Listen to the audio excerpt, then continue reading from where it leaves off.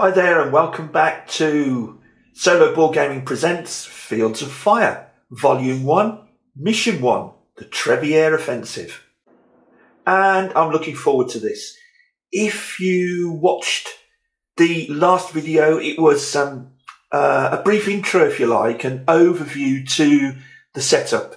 It wasn't huge detail because we can all sort of set up the game relatively easily. So now this is the start of turn 1. And we're going to follow the turn sequence summary, which is on the back of the Fields of Fire rulebook. As I said before in one of my other videos, this is a well-worn copy. It's been well thumbed and turned over and pored over and perused during the last 3 years or so. So, what are we doing? Now, don't forget, we're commanding a company, and this is our company here.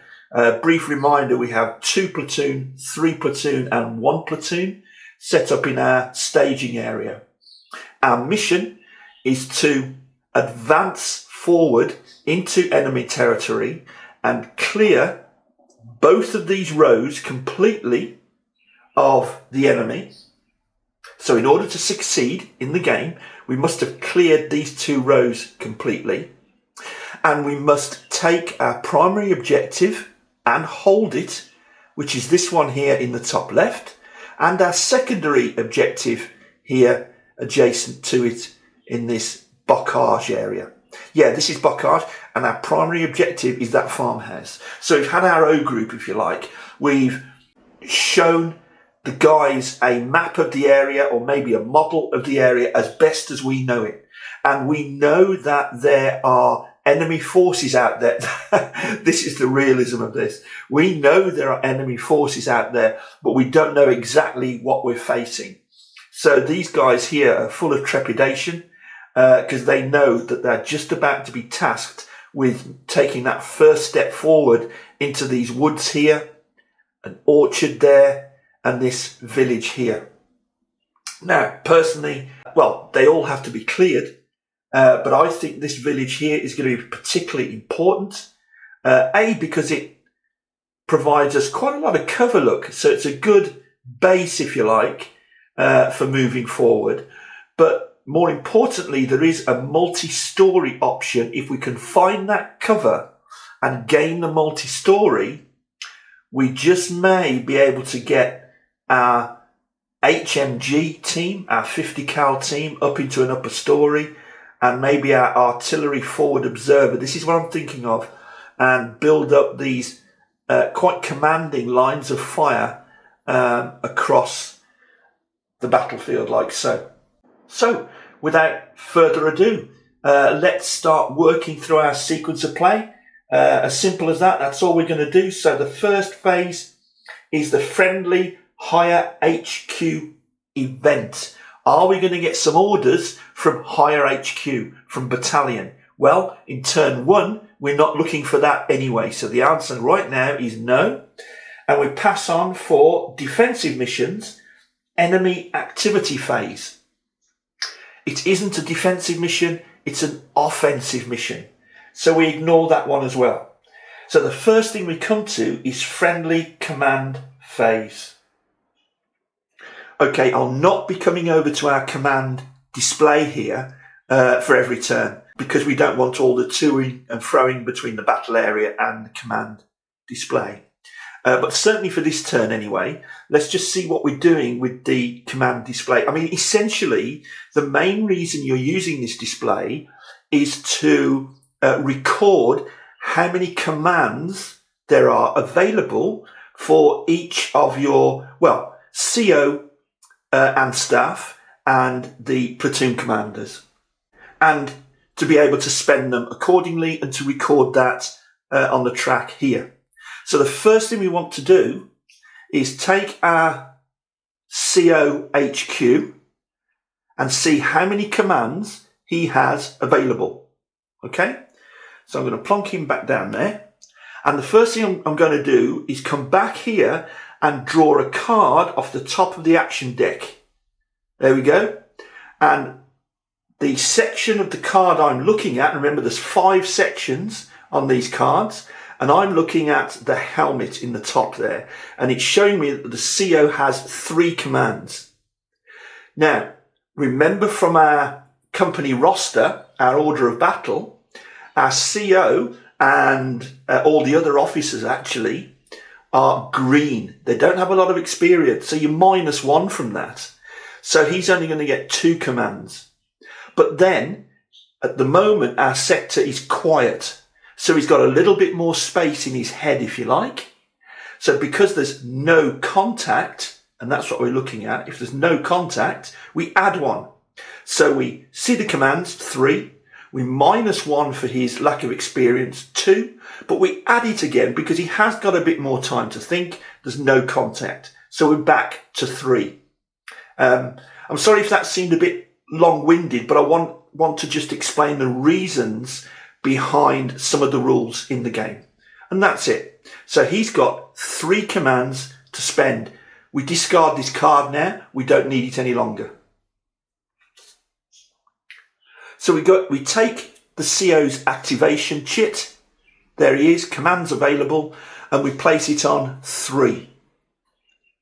Now he can either spend all of those commands on this turn, or he can save all of them, or he can spend some and save some. And again, it's worth just saying, what do we mean by saving a command? Well, we can build a reservoir, if you like, of commands up for future turns when we might need them. And we certainly might need them. What does that represent? Well, if you like, think about it this way, that by saving commands up, the CO is allowing himself time for future planning. And that's certainly how I look at it. He's planning for the future. But we don't know that he's going to do that at the moment. So, first of all, he has 3 commands.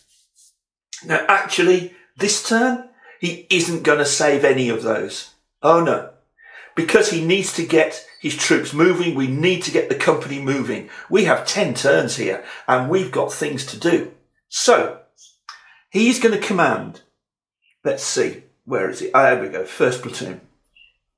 He's going to activate 1 platoon, 2 platoon, and 3 platoon. Okay? So he has used 1, 2, 3 of his orders. He has none left. Okay, activation completed. I'm turning it over and placing it back at the top. Because he has no save commands, he's completed his activations. He's activating 1, 2, and 3 platoon. So, how many commands does 1 platoon get? It's the same motion. Again, we draw off the top of the deck 4. Oh! Hello. So 1 platoon is getting 4 commands. He's green, goes down to 3. There's no contact. It's quiet. It comes back up to 4. 4 commands. So I'm placing him here. 1 platoon has 4 commands. People do this in different ways. For instance, you can now go ahead and complete all of his commands, or we can find out how many commands the other guys are going to have, and this is the way I do it. Keep it simple. I'm now going to draw for 2 platoon, lieutenant. Again, 4 commands, -1, +1. He's going to get 4 commands. This is actually going pretty well. So both 1 and 2 platoon are going to get 4 commands. So there they are on the track. And finally, how many commands is 3 going to get? Oh, okay, a little bit less. 3 commands. -1, +1. Net 3 commands in the helmet there. So 3 platoon has 3 commands. If you remember from the last video, our idea at the moment is to use 3 platoon as a reserve anyway. So I'm now going to go ahead and start to spend those commands. We're not going to focus on the display here because we need to come back now and show how we're going to carry out those commands on the ground in front of us. But basically what's going to be happening, as each of these officers spends a command, I'm going to be moving it down the track, or I might be saving some of them for another turn, and so on. And it's this track here that we're going to record it on. So suffice to say, that's how it's going to be used. So the CO has activated 1, 2 and 3 platoon. Get back to your troops and carry out my orders. Move forward. Let's get back to the battlefield. Right, I'm hoping that view is okay for the moment. If it's not, please let me know in the comments, because if you can't properly see what's going on, then I'm not doing a very good job here, am I? When things get complicated on a particular card, we'll zoom in, and if we need to see more clearly exactly what's going on. Anyway, okay. So our lieutenant for 1 platoon, and this is 1 platoon over here, if you remember, over on our right flank, he now has 4 commands to spend. How's he going to do it? This is where we need to think about what you would do if you were on the ground, because you are now that soldier. You are now that lieutenant, and you've got these smiling faces in front of you. Okay, maybe not smiling. Some of them are very trepidatious and nervous as heck. But you know you need to move forward. So what are you going to do? You're going to move all your guys forward. You could do, because it keeps them in command, because you'll be staying with them. But are you just going to bundle into that village? You have no idea what's there. And you could raise a hornet's nest. We could actually, you know, just thinking about it, we could send just 1 section, 1 squad into the village, couldn't we? Many people do that, and on some cards, on some occasions, I do that. But on this occasion, no. On this occasion, I think what we'll do is we will split one of our squads, like so. So we use 1 command to detail off an assault team. So we turn it over, we go down from 3 steps to 2 steps, because it's now a smaller squad. And this is the assault team here that we've detailed off. That's a nice small team. It's nimble. We can get in there and try and find out what's in the village, and they can report back. Okay? So that's one way of doing it. Now look, over on the left here at the bottom, there's the letter A for automatic fire. That's the kind of fire that this unit will put down, automatic fire. But over here, there's a P, and P means point blank. In other words, when they do go into this card here, into the village, they can fire if they have to, but only within the card. That's very important. Point blank range, P. They can only fire within the card. The rest of the squads here have small arms. There's the S, so they've got rifles. The letter over here is L, that's long range, so they can fire out 2 cards. They could fire from here, for instance, through there, into here. That's 2 cards. You will also find, for instance, in some heavy weapons, a V, letter V, that's very long range, which can fire 3 cards. Or, and luckily we have one here, for instance, rifle grenade has a C, and that's close range, which is adjacent. So we have point blank, close range, long range, and out to 3 cards would be very long range. Again, it's on the chits. It's very, very easy. So we've taken one of our commands, and it takes a second command now to order him forward. Okay, Guy, I want you to go forward into the village and report back. So he bravely moves off into the village like so. So we've used 2 of our commands, and we've got 2 left. And I think you'll agree, we've now exposed the fewest number of troops. Now, for the next bit, think real time. He's moving into the village. He has to be moving because he's just entering the village. So we now put an exposed marker on him, because at the moment he's now at his most exposed, and that would give him a -2. So that would be a low number on the hit scale if he were to be fired upon. Of course, it's a dangerous time for him. So he gets an exposed marker like so. So one platoon has used 2 commands, 1, 2, and he's going to save them. He's going to save 2 commands.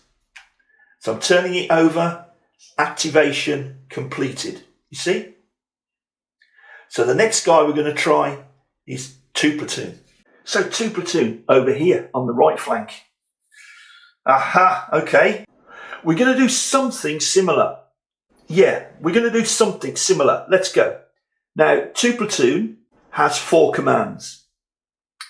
So the lieutenant looks at his squad and he says, guys, I want to form an assault team.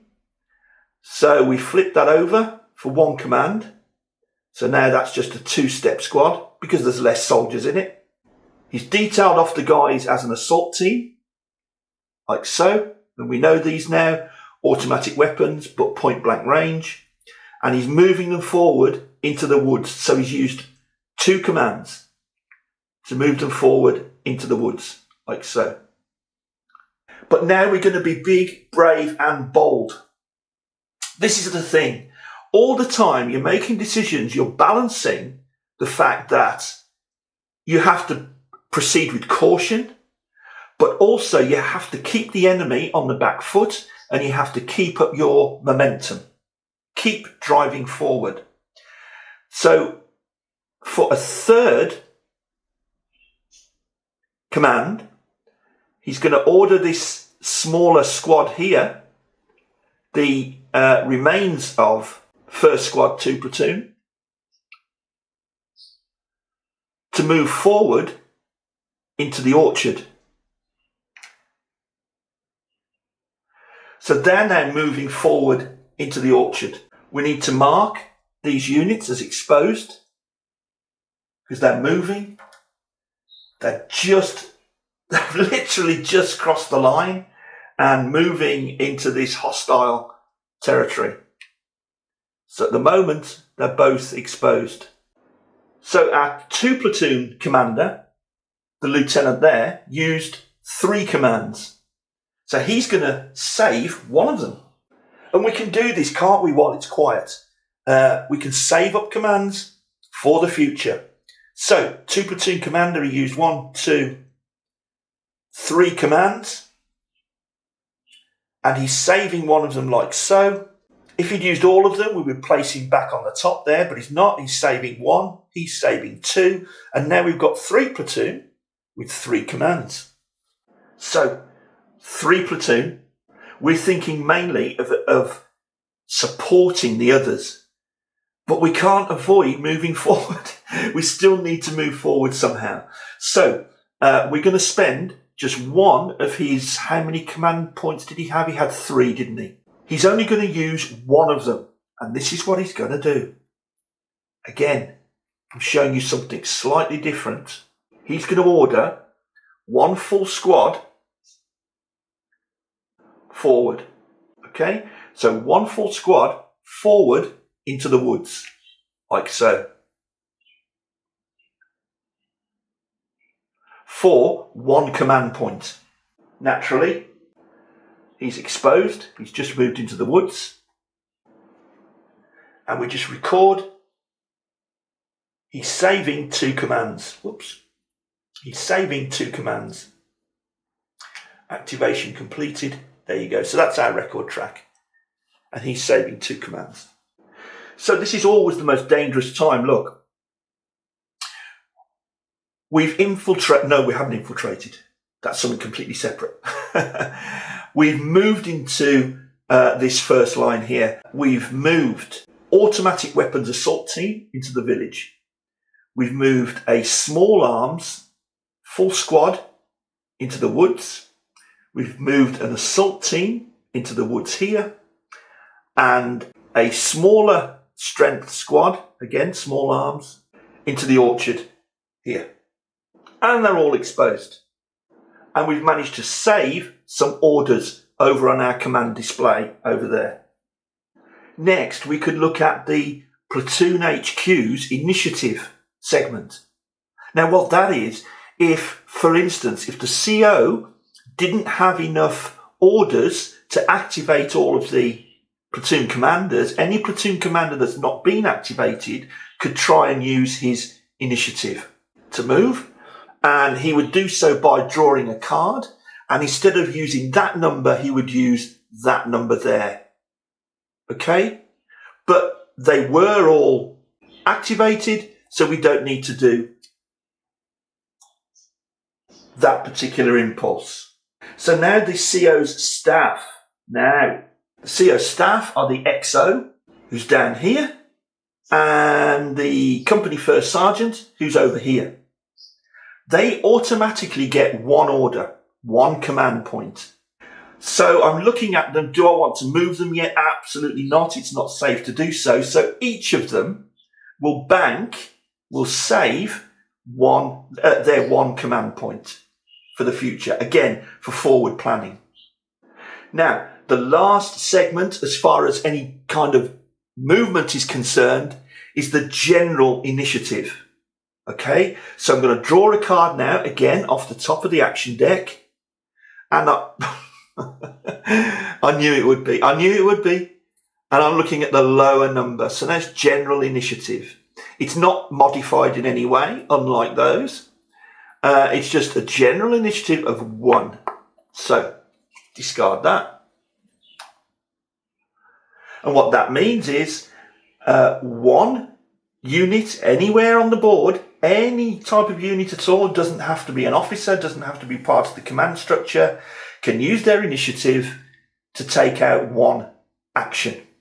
Now, recalling that these guys have now moved off, they're now out of command, because none of them are carrying radios, so they can't be contacted by radio here, because they're not carrying radios.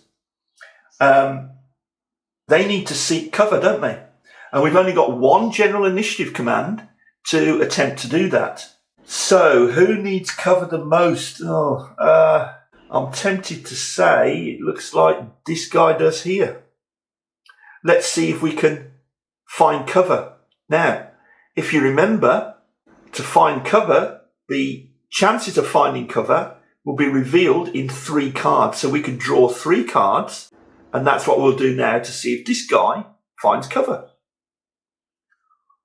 1 card, 2 card, 3 card.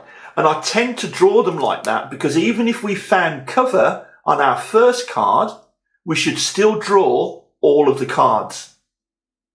And that keeps the action deck at its most efficient, at its most dynamic. Always draw the number of cards you are told to, regardless of whether you get your result on the first card or not. So we had to draw 3 cards. We've done so. Flip them over. We're looking for the word cover, and we found cover on one of the cards. There we go. That's all we need. We found cover in the action pane. It was an action. Yes! Hey! And there's our cover marker. The icon there shows us what kind of cover to put on. This is soft cover, brush, bush, as opposed to this one, which is urban cover, like so. So we put some soft cover on our unit, which gives us a +1. So we're -2 because we're exposed, and we still are exposed, but we found cover and we're just dashing into that cover, basically. The rest of them don't have any cover at the moment, and that's all our commands completed.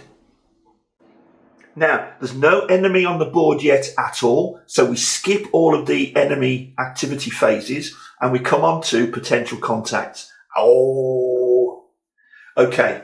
I said it was a sandbox game. I said it was pretty realistic. In other words, we don't even get to choose what order we're going to reveal these cards in. And of course, if you think about it, it could make a big difference to our game. So, we number all of these contacts, 1, 2, 3, and 4. 1, 2, 3, 4, and we roll a d4. And we do that by drawing the first action card. We look for a d4 across the bottom, because this is our dice on number 4, and it tells us the first card is going to be card number 2. Haha! So this is the first one we're going to reveal. I didn't show you these, did I? For those of you that don't know, we've got all these super little player aids, these little aid memoirs here. For instance, that one's a nice one. Look, tells us all the symbols we can find in the action pane of our action cards. But anyway, what I'm looking at now is potential contact table, which is here. I hope you can see that. So the type of marker we have on this first row is C. Okay. And at the moment, we're at no contact. If you remember from our last video, we can either have no contact, contact, engaged, or heavily engaged. So this is going to tell us how many cards to draw. Now for C category, which is potential contact C, no contact, we draw 4 cards. So we're going to do the same again. Don't forget we're choosing this one first. We're going to draw 4 cards and we're going to look for the word contact. 2, 3, 4 cards. No, no, no, no, no contact. And I bet you later in the game when we need to rally troops, we won't find any rally words. But importantly, no contact. You guys are bringing me luck. We've been lucky. Second platoon here has cleared the woods of enemy. We've cleared the woods. No contact. Superb. That's exactly the kind of result. We've moved forward. We've looked around everywhere, looked under every bush, and we can report no contact. We've cleared the woods. Okay.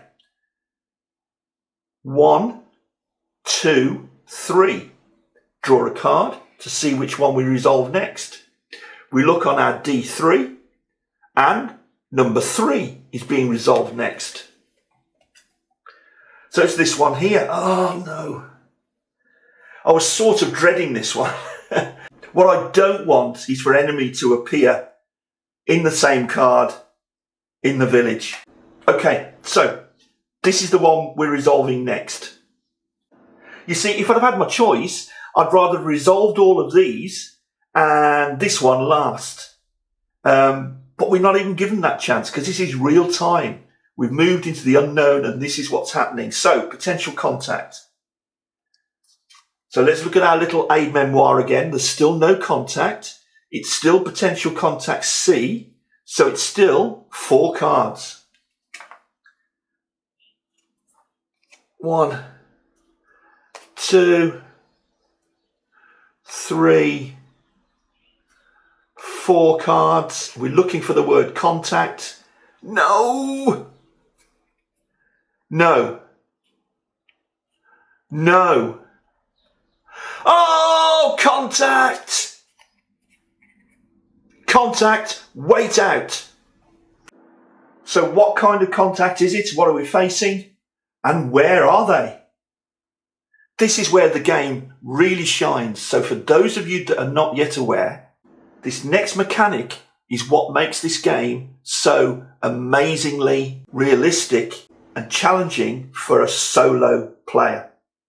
So we take our scenario book, here it is, mission 1, and we're going to be looking along this side initially, and we have potential contacts here, look, for A, B, C, and then we have unit placement, where are they? We know that we're looking on C, and some of these are really nasty.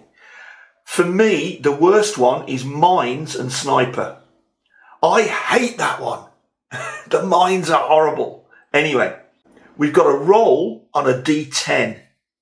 See, they're all chances out of 10. So let's do that. We draw the card. all action cards.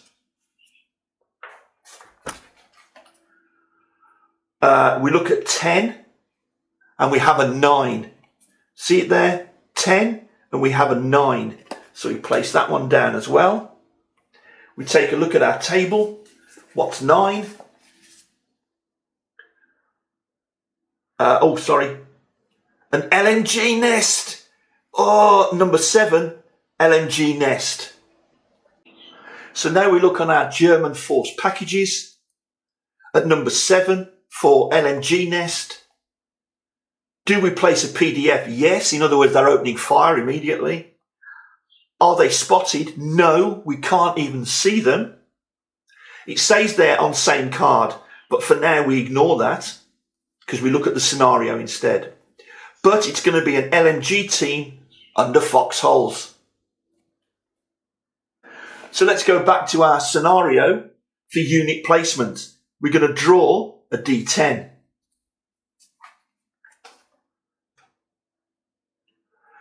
Draw a D10. There we go. We're rolling a 10. We rolled an 8. So we look at the unit placement.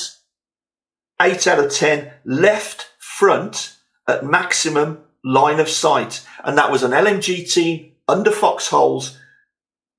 Left front at maximum line of sight.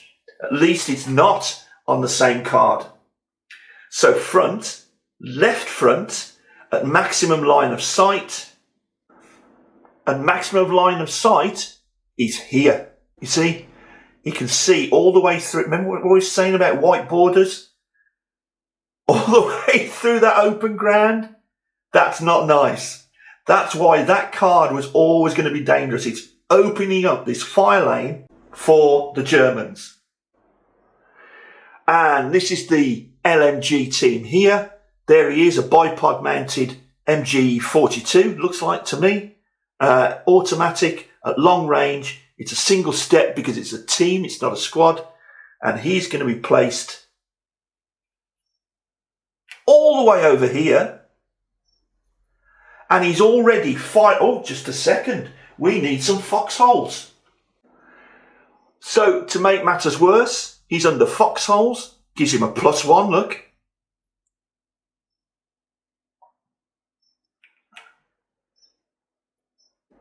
And he's firing all the way down here. So we place a PDF, like so. PDF is a yellow arrow, primary direction of fire. And it's all coming one way, down range towards us.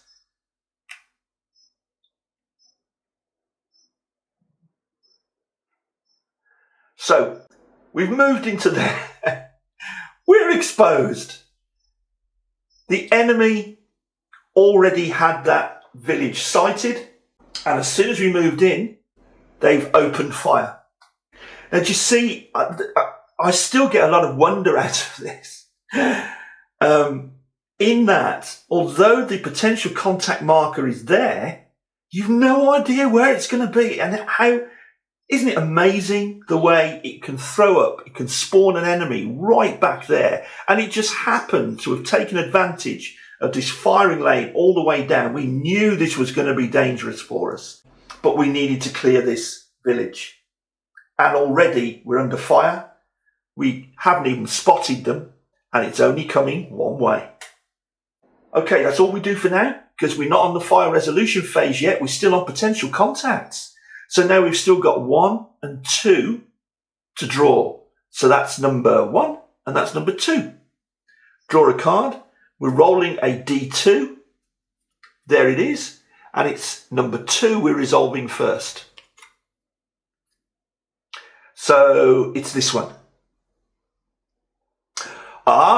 We have to change now from no contact to contact. So that's our current activity now is contact. So we go back to our card. Type C. Current activity is contact. And we're drawing 3 cards. Not 4 this time, 3. So we draw 1, 2, 3. And after that, I think we need a break. Don't forget, we're looking for the word contact. So let's go. Ta-da! Oh, no. Contact. Contact, wait out. And what are we waiting out for? We're waiting to find out what the enemy is and where the enemy is. So again, we need to roll a D10. Pull our next action card. D10 is a 10. We look on C10. Oh no, heavy machine gun nest. This is going to be a tripod mounted MG42. So it was a number 8. So it's an HMG nest. Do we place a PDF because it's open fire? Yes, we do. Is it spotted? Well, thank goodness, at least, yes, it is spotted. And it's at maximum line of sight. But we'll see because we've got to check for that on the scenario sheet. And it's a squad and an HMG team under Foxhole. Oh, this is a powerful enemy unit. A squad and an HMG team. Let's just check what location they're actually at. On a D10, they're at location 6. Let's find out where they are on unit placement. Front at max line of sight. Okay, done. Front at max line of sight is going to be here.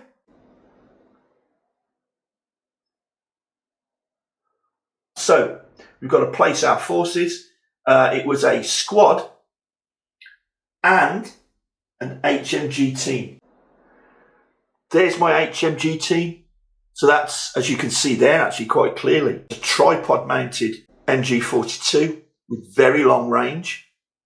Not that that matters in this particular scenario actually at the moment. There's our squad, 3 steps with small arms at long range. There we are. In fact, I'll put them in front like so. We know they're spotted. That makes sense, doesn't it? Look at that. We must have moved to the edge of the woods. We can see across the open fields and see exactly where this fire is now coming from. But it's under foxholes. Now, fire is simultaneous. It's going to go both ways because why? Well, here we chose a squad, didn't we, with small arms fire. And that has long range. Okay? So that can go 2 cards. So the primary direction of fire isn't now just in a single direction because these are spotted. It's in both directions. Okay? So that's why we can put a PDF there like so. Whoops. Actually, just to mention now, by the way, if I weren't filming this, I would have put my cards under plexi. The reason I haven't, obviously, is to reduce the chance of all that glare, which is why sometimes you only have to touch the cards and they start to skid around a little bit, unfortunately. Okay, so now we've both opened fire immediately there. So contact to our front, an enemy squad and an HMG team. So we've only got one more to find then. Potential contact here. Let's draw. Our contact level or our activity level is now engaged. And our activity level changes to engaged when, where are we? 2 or more friendly occupied cards are under VOF markers. And we are. Except I haven't put the VOF markers on yet. But I will do. Okay, so we're now engaged. So we're checking out this one here. Type of marker is C. Engaged, we draw 2. So we're drawing just 2 cards. Now, come on, give us a break. We don't want to contact in any of these 2 cards. And we don't. We have a break. So well done 2 platoon. They've cleared the orchard and there's no enemy there. We just mentioned volumes of fire there because I hadn't yet put the volumes of fire down. Okay, there's no volume of fire because we're not firing back that way, if you remember, because we haven't spotted that unit over there. In fact, what I'll do, I'll just put a question marker with him over there so we remember that we haven't spotted him. So he has automatic fire because that's an LMG team coming down on us. So we put an automatic weapons volume of fire onto our card. Automatic weapons are -1. So that volume of fire against us here is a -1.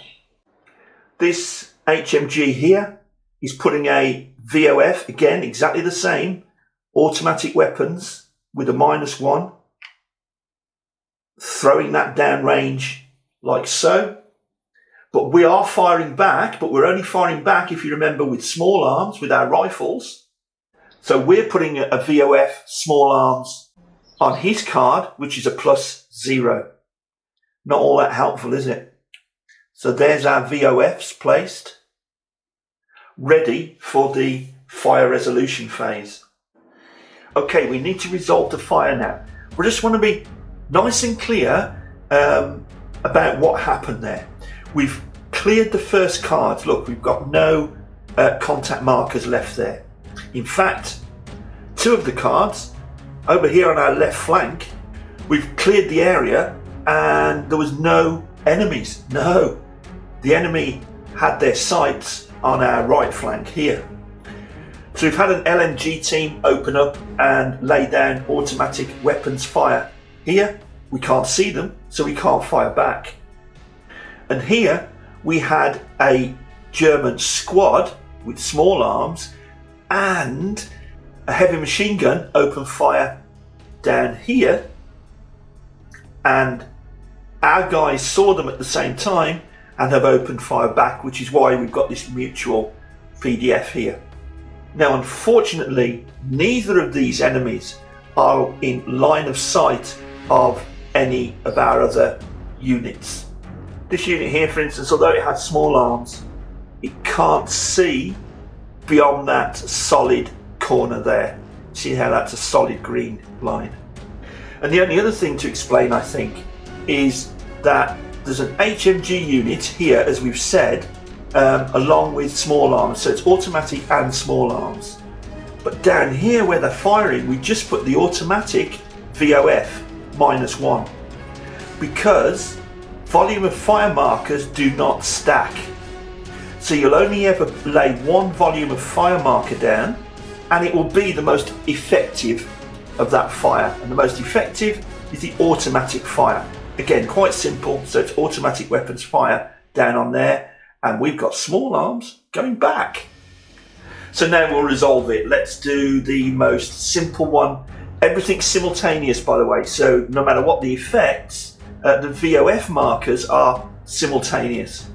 So we've got this fire from this hidden unit here down on our unit in the village who are exposed. They were on the road when they opened fire. So we've got a -2 for being exposed and a -1 for automatic fire. That's -3. Luckily, the village itself gives us a +3 because of the amount of buildings, walls and that kind of thing. So we've exposed ourselves momentarily and dagger, dagger, dagger, dagger, dagger.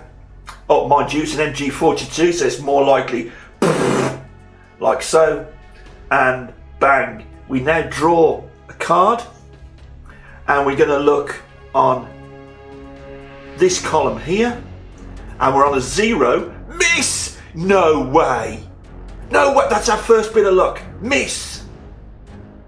That is superb because we had a +3 because we're in the village and a -3. We drew 0, miss. I can't believe that. Maybe our luck has turned. Okay, so that's resolved. We cannot fire back. The volume of fire marker stays there. We're under fire. So now we go to these guys here. So let's continue the motion. We'll do the Germans first. They're laying down automatic fire down here.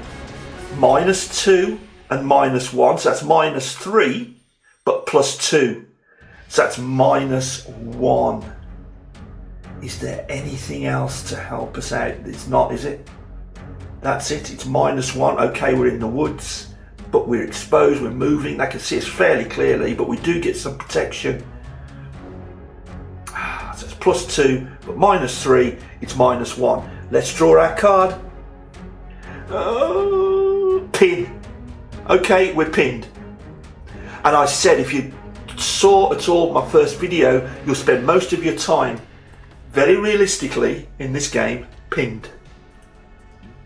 So, we get a pin marker out, and there it is. We're pinned. Where are we? There we are. Now notice, and again, how realistic is this? And I can't think of many other games where this actually happens. Look, we're pinned, which is detrimental, isn't it? But we get a +1 to our defence. You see? Because we've hit the dirt. We're actually chewing tree bark at the moment. So therefore, next turn will actually be hard as a hit because we're pinned. Aha! Okay. So that's the result, and wow, that could have been worse. So we can see them. Okay, so we've got small arms fire going down here. It's not going to be brilliant anyway. It's across the green card side, so they do get a +2. They're in Bocage country. They also get a +1 because they're in foxholes. God damn it. A +0 for our small arms fire. We don't get anything special. So all in all, it's +3. Oh, okay. Let's draw a card. They get a +3. Oh, hey, we still managed to pin them down. So it's pin. Okay, pin, pin, pin. What a good draw. That's an amazing result. So we get our pinned marker and we place it on top of their foxhole like so. Now, a couple of things we just have to change, because every unit, and there's only one anyway, firing from this card is pinned. Okay? So we have to change our VOF marker to all pinned, because the fire we're putting down isn't so effective, is it? We're chewing the dust and we're putting down fire, but we're pinned. So we change our VOF to all pinned, but amazingly, so do the Germans. Okay, so we've removed their automatic VOF marker, and now they've got an all pinned marker because we've pinned them down. So they can't fire as accurately either. All pinned, all pinned. And that's our fire over and done with. So now we tidy up. Now we can take away our exposed markers, which is better for us in the next round. Still pinned, look. Take away our exposed markers. Take away our exposed markers. And there we are. We've tidied up. End of turn 1. And just look at the activity that's happened. We've poked the hornet's nest. But look where they are. They could have been anywhere. But look where they are. And there's one lot we haven't even spotted them. Hope I'm doing it so that you're actually able to follow, because that would be a bonus. And look, thanks ever so much for watching. I'm really enjoying this. That's turn 1. We're ready to start turn 2. Let's see what's going to happen in the next turn. Can we get ourselves out of this mess? Can we get some support coming forward? Join me then. Thanks a lot. Bye-bye.